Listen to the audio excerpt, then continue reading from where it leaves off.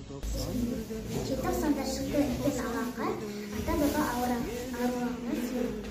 Астана біздің санымыз, білім біздің нәріміз, ата жердің тірегі болайықшы бәріміз. Мұрат алым жолдауы, халықтың қолдауы, бақыт үшін елінің болмайды сыздауы. 6 желтоқсан тәуелсіздік алған күн ерекше болып мәңгілік, ең жаманда қалған күн жасай берсін ұлы күн. Үміт бол елінің атап таңы бар, жақсылап айтар әні бар, теңіз дәні бар, айналсын сені отан. Торлады аспанды, Алатаудың көзінен жас тамды. Тәуелсіздік желтоқсан мен күдікпейді. Тәуелсіздік күресі енді басталды.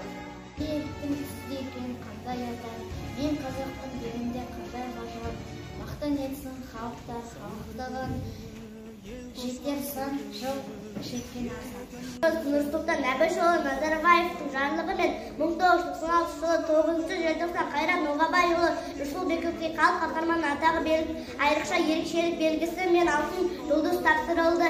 Сабира, Ләззат, Ерболға тағы басқа желтоқсанға қатысқан жастарға желтоқсан қаһарманы атағы берілді.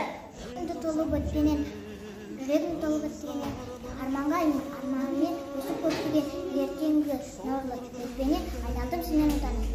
Көзі көрмесе, отан сені сүймесе, сенің арқан гүлдесе, анаң болса үйдесе. Күшпен түн шығып, үмітің оты ұшқан күн. Отан үшін, елің үшін от кешем, матырлық бар қорқақты жоқ тегімде. Мамашылықты іздеу үшін жауабы неше түрлі сұмдықты біліп обал сынады. Мен бақытты ұланмын, елім сүйсе сеніммен шығармын. Елімнің көтермесе елдің намысының биігінен құлармын. 3 желтоқсан күні сағат 10-да қайда болдың?